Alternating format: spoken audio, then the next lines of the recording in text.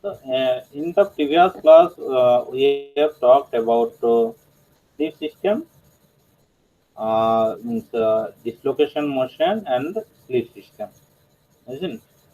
पहले क्लास में हमरा यही बताया था dislocation motion and sleep system. Sleep in a material will occur due to the movement of dislocation.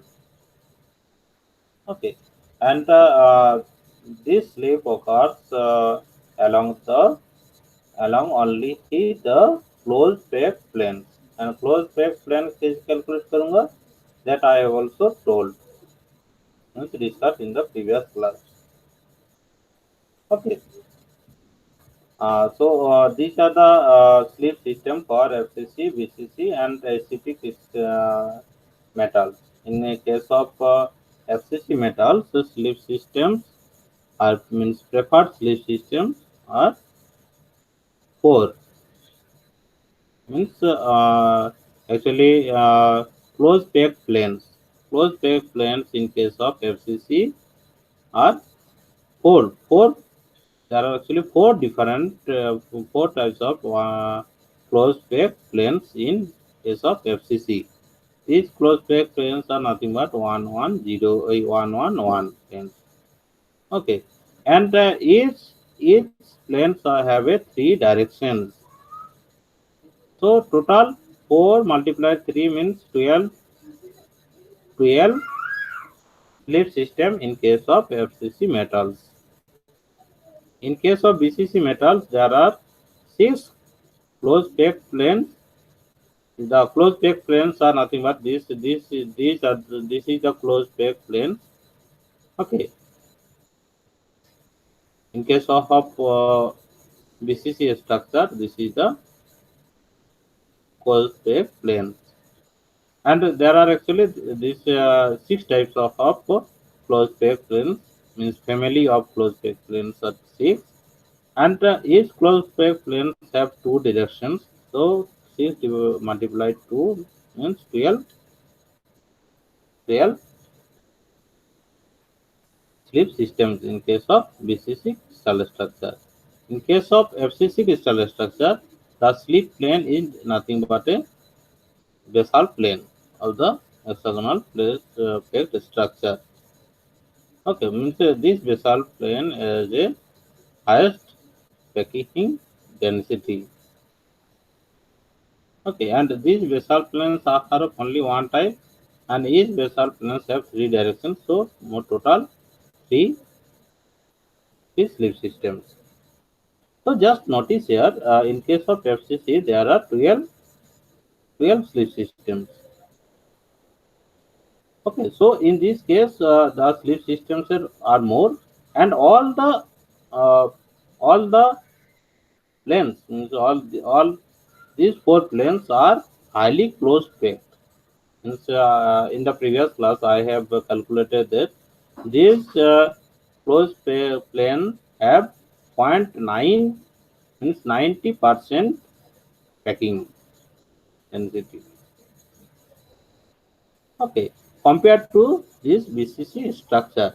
In this case, also I have a 12 sleeve system, but all these closed pack planes are not highly dense compared to the FCC structure. So, FCC crystal structure means material having FCC crystal structure has higher sleeve system, and all the sleeve planes have higher packing density. So, in this case, the ability to deform in FCC metal is easier, means easily slip over in case of FCC metal compared to BCC and ACP.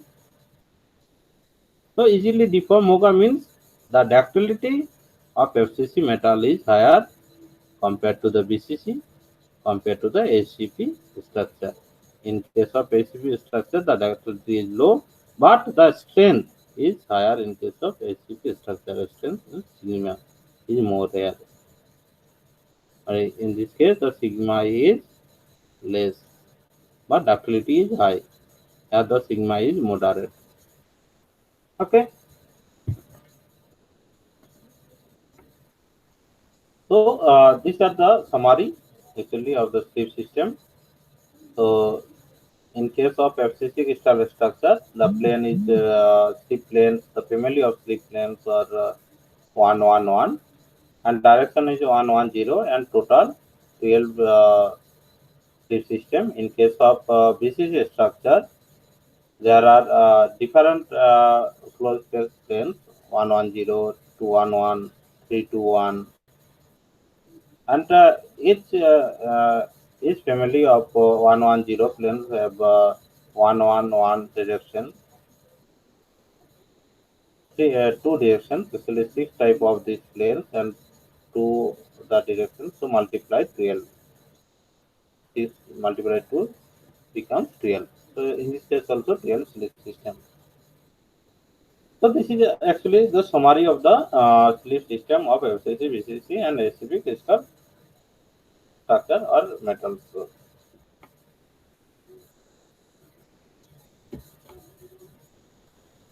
So, what happened? Sleep. I have told in the previous class that material will deform along the sleep plane and along the sleep direction also. So, if you pull in this material in this direction, means if you applied a tensile force here, tensile force this direction. So, what happened? This material will deform along the this slip plane. Consider these are the slip planes of the material. So these material deformed along these slip planes. Okay, so this is just nothing but a shifting of lattice planes. Now,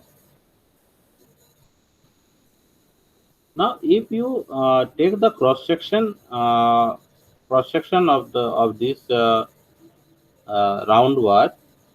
So if you take the cross section here, so this is actually slip plane.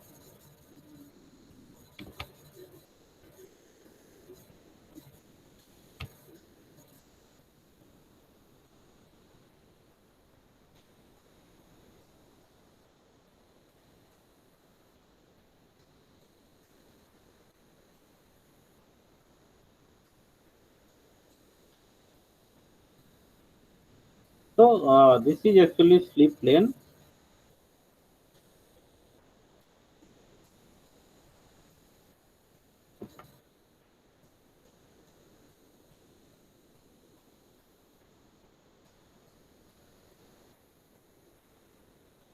So this plane actually is a slip plane, and along this plane the slip will occur. So now if you take the so this is actually normal to this plane. This blue color line is the normal to the plane, and this black color arrow is just the direction in which the tensile force is applied. In this direction, actually tensile force is applied. So and this the normal to this plane with the applied force makes an angle that is called that is nothing but a phi. Okay, and this plane actually inclined with respect to this vertical line. Actually, this plane is nothing but this slip plane in which direction the material will slip. Okay, so this is the angle. This angle is called the lambda, the inclination angle of the slip plane with respect to vertical means with respect to horizontal plane. Okay, so now if you construct a triangle means this force diagram. Then this is the force, applied force along this direction, applied force, and this Fn is nothing but a normal force. Means this is the normal component, and this is the component of the Fn F force F, a normal component, and this is actually lambda, the inclination of the slip plane, and and this force, the force here, the reaction force Fr, this Fr is, will be nothing from this triangle. You can calculate that this Fr is nothing but a F into cos lambda. Okay, so this Fr is called the resolved shear stress. This Fr is called the resolved shear stress. This resolved shear stress is nothing but F into cos lambda. Lambda is the inclination angle of the plane. Okay. Now this is the Sims law. So now if you consider the area of the slip plane is A, and uh, this area. Now if you consider the area of this inclination plane is A, okay, and area, actually original area means this area of this top surface of the round bar is A naught. So the relation between A and A naught is nothing but A equal to A naught divided by cos phi. Okay, and the shear stress acting on this plane can be calculated by dividing the resolved shear stress, means Fr, by the area of the plane. Okay, so shear stress is nothing but a force divided by area. So force means the force acting on this plane. This is nothing but a uh, resolved shear, resolved stress, or sorry, resolved shear force. This resolved shear force Fr. So Fr divided by A is nothing but a resolved shear stress acting on that plane. So tau r, that is the resolved shear stress, tau r equal to Fr divided by A. Okay. Now putting the value of Fr, what will happen?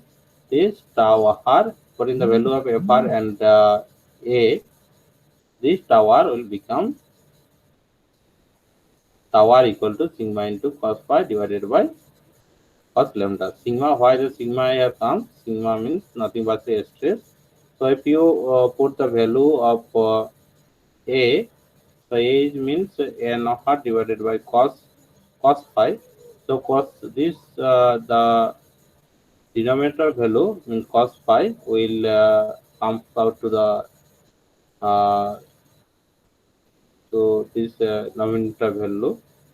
Okay, and just put the value of A and Fr, then you this relation ultimately becomes like this: tau r is equal to sigma divided by cos phi into cos lambda. Sigma is equal to nothing but a force divided by original area. Means acting force divided by original area is the stress actually. Okay, so this tower is called the shear stress, resolved shear stress. So resolved shear stress means the stress required to move the dislocation. Okay, so this is actually called critical resolved shear stress. So critical resolved shear stress is nothing but a minimum resolve shear stress required to initiate the slip. Initiate to slip means just to move the dislocation line, either it is in edge or screw. What the dislocation to move means minimum shear stress required to move this dislocation. This is nothing but a initiate of slip. Okay. So critical resolve shear stress, that is tau CRSS, is nothing but a minimum resolve shear stress required to initiate the slip. So just see this animated view. This this dislocation this dislocation will move by applying a stress. And just notice here, just see here, when this and the bond between this dislocation line to the other dislocation will break, then this just means some stress have to be applied, and this is actually in terms of MPa. So when 30 MPa stress will applied, then this bond will break and this dislocation will move. Okay, and it ultimately it will come out. Okay, so clear about the critical resolve shear stress. So this is nothing but a minimum resolve shear stress required to initiate the slip. Okay, so high TRSS means high tau CRSS, critical resolve shear stress, means that the high shear stress is required in order to plastically deform the material. Okay, and for low tau CRSS means low shear stresses is required to plastically deform the material. Okay, so so tau CRSS tau CRSS is nothing but a sigma y, the stress applied, with multiplied by cos phi into cos lambda. Okay, so this tau CRSS will be minimum when the angle is 45 degree. Means CR angle is 45 degree. So therefore, most of the cases CR will occur at 45 degree. Okay, you will notice something that uh, if you twist a chalk, then this chalk will break at a 45 degree. Always the chalk will break at 45 degree, because at 45 degree angle the shear stress is minimum. Okay, just to put the value of angle phi. Okay, 45 degree, then this tau CRSS will come minimum. Okay, so just like this, this block will tend to slip along the 45 degree angle. If you apply force here, then this block will try to slip along a 45 degree angle. Okay, now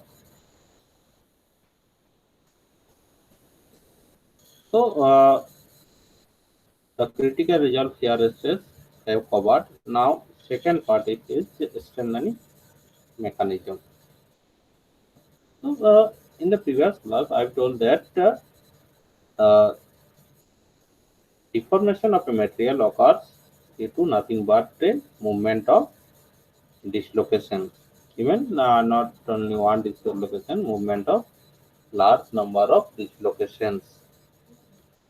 So the movement of large number of dislocation causes a permanent deformation. Now, now the movement of dislocation, if the movement of dislocation is restricted, so what will happen? The material will not deform. If the dislocation movement will restrict, then what will happen? The material will not deform. Okay, but you are applying force to deform the material, and the dislocation will not move. This dislocation is restricted by either grain boundaries or solid solution atoms or any foreign particles. So what will happen? Uh, Material does not deform, but material gets stronger and harder. So this mechanism is called nothing but a strengthening mechanism. So any mechanism that impairs the dislocation motion. Dislocation motion means sleep. Actually, dislocation motion is nothing but a sleep of the uh, location. So if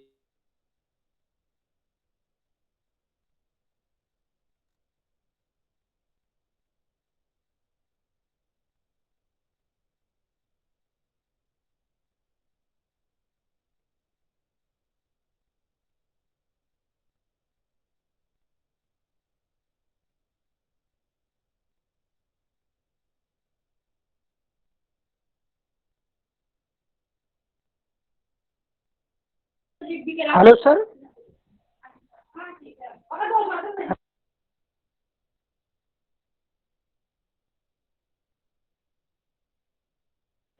hello. क्या?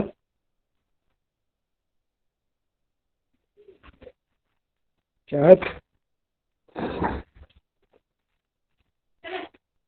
Hello. हाँ भाई। क्या? Sir is the left from this group.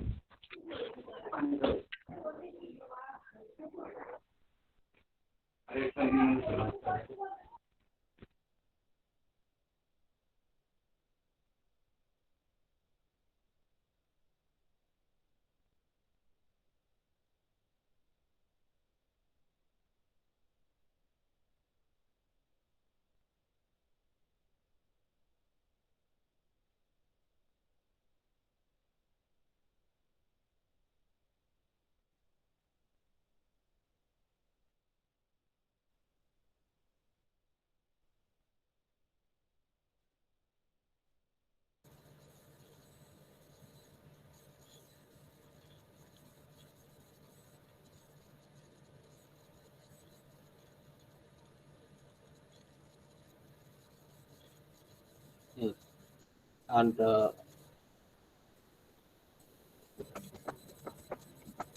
this strengthening mechanism is of different types. Uh, this categorized done according means in case of single phase material, the strengthening mechanism are of three types. One is grain size reduction, solid solution strengthening, and strain hardening. In case of multi-phase material, this strengthening mechanism are of three types: precipitation strengthening, dispersion strengthening, and potential strengthening. Okay, are you visible? मेरा screen आ रहा है ना? Hello hello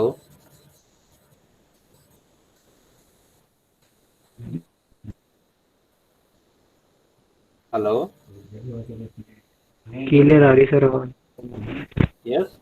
अभी screen आ रहा है ना? हेलो।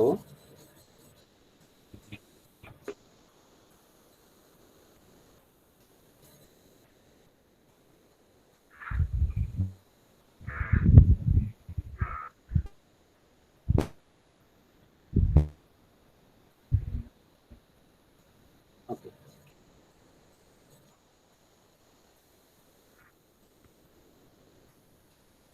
तो Hello, sir. Yes, are you visible my screen? मेरा स्क्रीन आ रहा है कि नहीं? No, sir. स्क्रीन नहीं आ रहा है? No, sir. स्क्रीन तो विजिबल हो No, रहा है मेरे यहाँ। sir. यस सर, आ रहा है। आ रहा है ना? हो रही है। Yes sir, okay screen. Okay. जिसको नहीं आ रहा है वो रीजॉइन कर लेना। ओके भाई तू सर के दो नाम आ रहे, तीन Okay, sir. क्लिक करके देख भाई। ओके। तो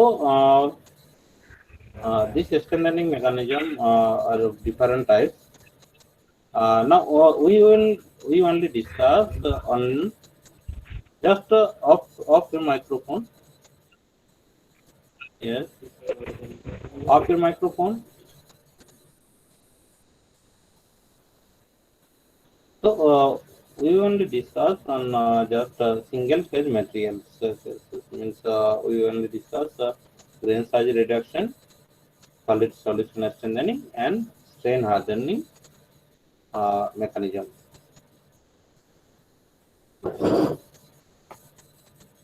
Grain size reduction. So,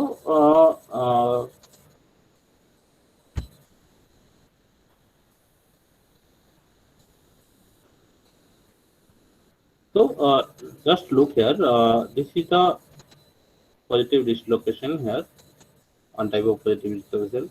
This dislocation will move by applying a CR stress. By applying CR stress, this dislocation will move, and by moving this dislocation, what happens? The material will deform. Okay, this is the general convention. Now, what happened? This dislocation, the moment of dislocation will move, and ultimately this dislocation will just at the boundary of the two grains. This is one grain, one type of grain, and this is another grain. So this is actually the grain boundary between two grains. Okay. So just if you see this image, so this is actually one grain, and this is another grain. Okay, and this is the grain boundary between two grains. So all these dislocations will come towards the grain boundary by applying CR stress. All these dislocation will come towards the grain boundary, and after what will happen? Just see here the in this grain, the orientation are different compared to this grain. So grain to grain, the crystal orientation of grain atoms or crystal structure, means the crystal structure, the orientation of atoms in these grains uh, different compared to these grains. Okay, in this grain, the orientation are like this in a way. Okay, in this way. But in this grain, the orientation of atoms are like in this way. Okay, so what will happen? There is a misorientation of the atom. So this dislocation cannot pass from this grain to this grain, because the orientation of this dislocation lying along this direction, but here the orientation is different. So this dislocation cannot pass through this grain boundary. Okay, due to the different orientation of the dislocations. Okay, here the dislocation line is the orientation like this, but here the orientation of the atoms are in this way. So this dislocation line cannot pass through this grain boundary, and all the dislocation lines will come towards the grain boundary. So what happens? Here the dislocation density will increase, and this dislocation and ultimately what happens? This increase of dislocation and uh, both the positive dislocations will pile up with each other and material get hardened. Means these dislocations cannot pass through this grain boundary. So by applying more stress, the dislocation cannot move, and ultimately no slip will occur and material does not deform. Okay, so this is actually called the grain boundary strengthening. So if the size of the grain will reduce, then more and more dislocation density will generate within the grain boundary. Okay, so if the grain size is higher, so the dislocation density will be low, uh, and the pile up of the dislocation will be less. Okay, so by reducing the grain size, we increase the number of the grains and increases the amount of the grains boundary area also. The grain boundaries are barriers to the slip, means this grain boundary does not allow her to pass the dislocation from one grain to the another grain. Okay, and these barriers strength these barriers will increase the strength of the material. Okay, so if the grain boundary is smaller, means uh, the smaller the grain size, more very hard to slip, means uh, more dislocation will pile up, and dislocation does not pass from one grain to another, and the uh, more strength of the material occur. These dislocations are indulged while trying to move from one grain to the next because of abrupt change in the orientation of the planes that I have told. Okay, so actually there is a change of the orientation from one grain to the another grain. So that's why this dislocation means moving of the dislocation or passing of the dislocation from one grain to another grain is hindered, and ultimately the strength of the material will increase. And just remember, the smaller the grain size, the strength will be more. Means more for hinders the dislocation motion, and the material get more hardened. Okay, and this relation is first made by Paul and Pace, and this according to their name, this equation is known as Hall-Fish equation. So they have formulated the empirical formula. This formula is nothing but a sigma is y is equal to sigma naught plus k into d to the power minus half.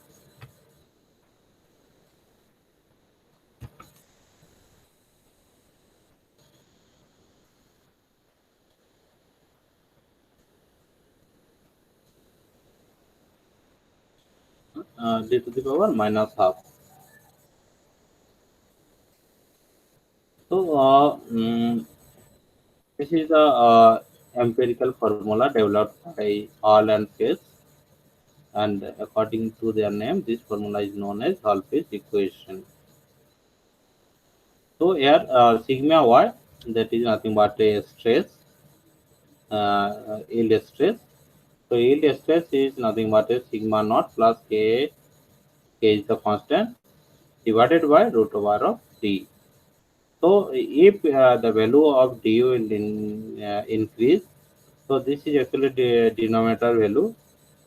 So if the value of d will increase, then obviously uh, if d is increased, then sigma y will decrease. This k and sigma y, sigma naught are constant. Other sigma naught and k are the constant for a particular material. Means for a material, these are the constant, and these constant are known as Alphy's constant. Okay. So if the value of t will increase, then sigma y will decrease, and if the value of d will decrease, then sigma y will increase. So just see this graphical representation. If the value of d is the value of d along this axis, okay. So if the value of d is actually this is actually in decreasing order.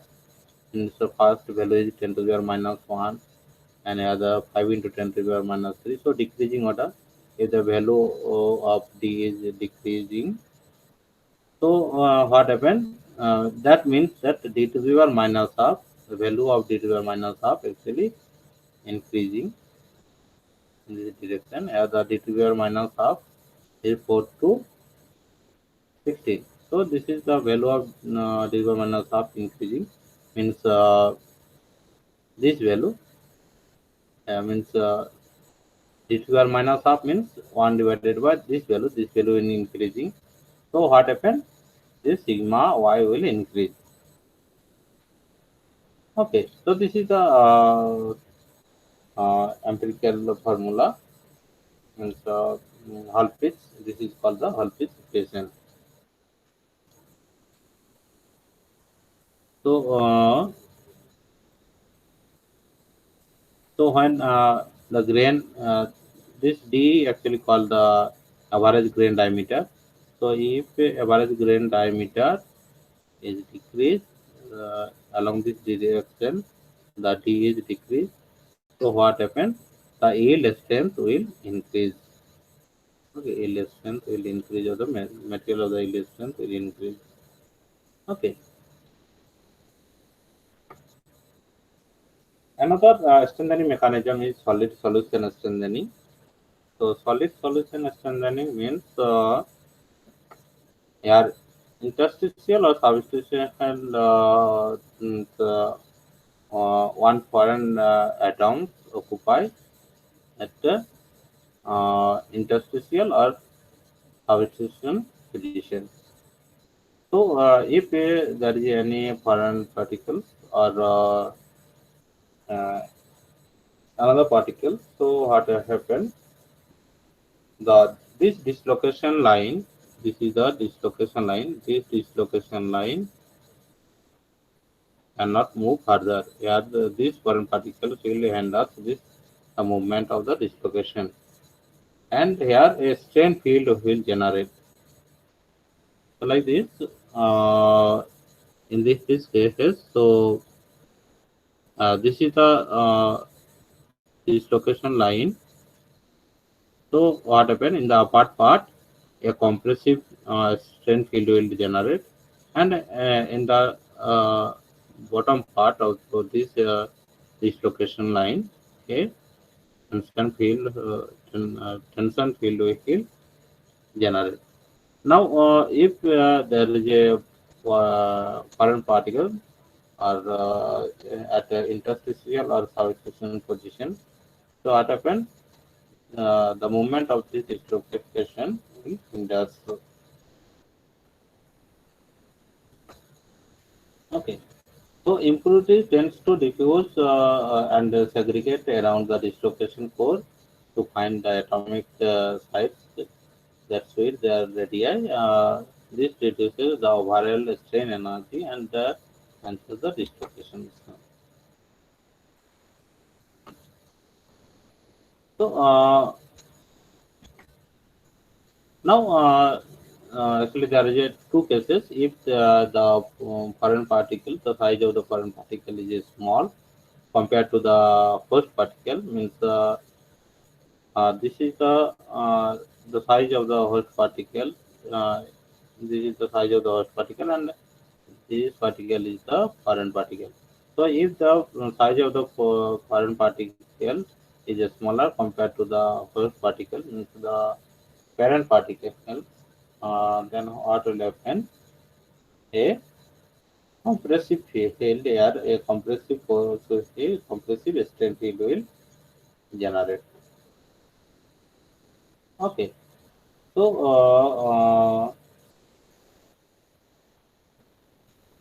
so in this case, the smaller impurities tends to concentrate at the dislocation and partial cancellation of the dislocation, compressive strain, and impurity atoms inside strain. Now, in case of larger impurities, so it means if the foreign particle size of the foreign particle is larger compared to the parent atoms or host atoms, then what happen? Here a tensile strain field will generate. Okay. Now, this is an example of a solid solution strengthening. So now this is actually addition of nickel in copper. So nickel is the so just consider nickel is the uh, uh, means foreign particles. The parent particles is the copper, and you are adding the nickel in the copper. So what will happen? Uh, by experimental from the experimental result, it is written that by increasing the weight percentage of nickel, means just weight percentage of nickel means concentration of carbon.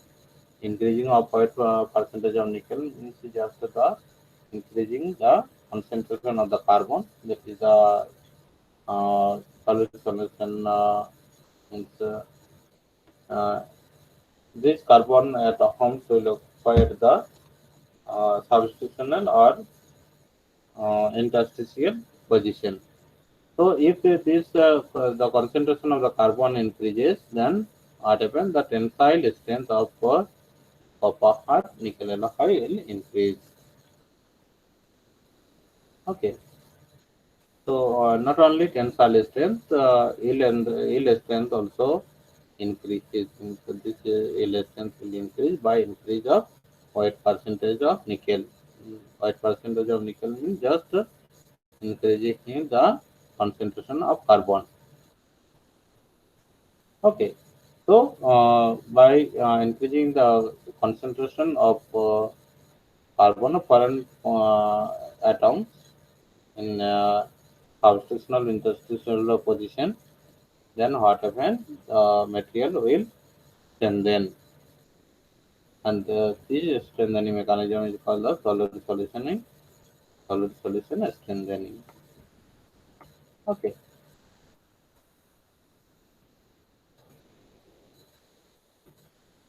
So, third one is strain hardening. Strain hardening is nothing but the material get hardened by its deform, but by the deformation. Means cold work or the, mainly by cold work deformation. Cold work or cold deformation means deformation at a room temperature. So by deforming the material at the room temperature or cold condition, material get hardened. Why the material get hardened after deforming up to uh, up to certain value, means up to certain amount of strain, because by due to the deformation, deformation of a material is nothing but the movement of a dislocation or generation of a dislocation, means new generation of a dislocation. So the deformation occurs actually by just uh, the movement of the dislocation and the generation of the dislocation. So what will happen when the material is deformed, more and more dislocation will generate, and those dislocation will come together and pile up with each other. Okay, so like this is the one dislocation uh, in the this is the dislocation in a crystal in a material, and after deforming this material up to certain amount, then another dislocation can will generate like this. This is another dislocation. This dislocation will generate, and these two dislocations will come to each other, with each other, come to each other, and dislocation pile up will occur. Means both two dislocation will pile up, and after pile upping of two dislocation, what happens? This pile up dislocation cannot move further, so material get hardened. Means these dislocations cannot move. If you apply force, means more force, then this is the dislocation, and this pile of dislocation cannot move, and that's why the material get hardened, and this is called nothing but a strain hardening. Means hardening due to the straining of the material. Straining is nothing but a deforming of the material, meaning elongating of the material in case of tensile. Okay. So, this deformation is sometimes calculated by the percentage of cold war. So this is the percentage of cold war. So percentage of cold war is nothing but this is actually calculated in terms of area reduction. So suppose the original area is A naught, and after deforming, the area is A. Okay, and in case of cylindrical rod, so this is the cylindrical rod. Okay, the original area is A naught, and after deforming, the area is cross sectional area is A D, deformed area. Okay, so here the cold war, percentage of cold war is nothing but the reduction in area with respect to the original area, and multiplying 100 to get the percentage value. Okay, uh, in case of strain, in case of strain, this uh, uh, so now just look this figure. What happened? This is the first one is in case of normal sample, normalized sample, means normalized or annual sample. The tensile graph. This is a mathematical tensile graph. I think all of you are aware about the tensile graph. Along this section, axis is strain. If you strain the material, means if you just pull it in the material by applying a force, then the stress value will increase. Okay, stress value will increase means more stress is required to stress the material. Okay, so first graph, tensile graph of stress strain tensile graph. Uh, so this is the case of normal material. In case of normalized material, and the blue line is after the deforming the material. So the blue line in the tensile stress curve, the blue line is just at the upper means just it exceeds the previous one. So exceeds the previous one means the strain value is more. Here the more stress is required to deform the material. In this case, the more stress is required to deform the material. Okay, so from this observation, you can say that the material get hardened by deformation. So this is called nothing but a strain hardening. And this strain hardening can be represented by this graphical representation. So this is the along this is along the percentage of cold work. Okay, so this is the percentage of cold war. So if the percentage of cold war is increase, means more and more deform the material. But before the failure or necking of the material actually or cracking of the material, if you deform or increase the amount of the cold war, then what happens?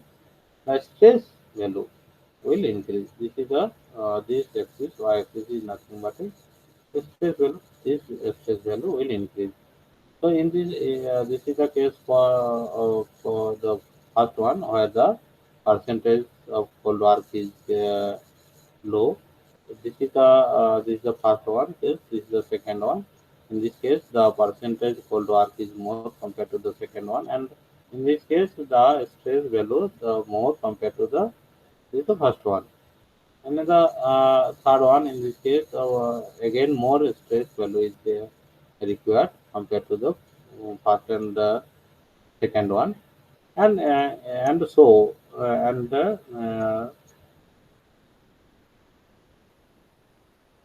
but you have noticed that the strain value means elongation or ductility percentage of ductility will decrease. Means by increasing the amount of cold work, the strain value of material can be increased, but ductility or strain percentage of a strain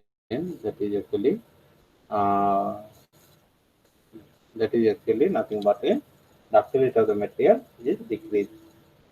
So this phenomenon is actually called the strain hardening of the material. Now, there are three mechanisms, strengthening mechanism. One is grain boundary, another is solid solution strengthening, and another is strain hardening. Okay.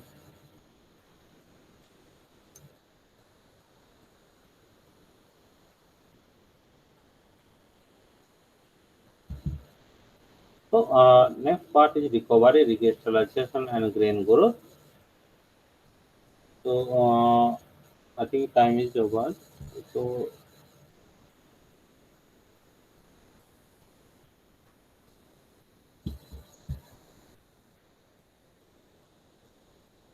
I'll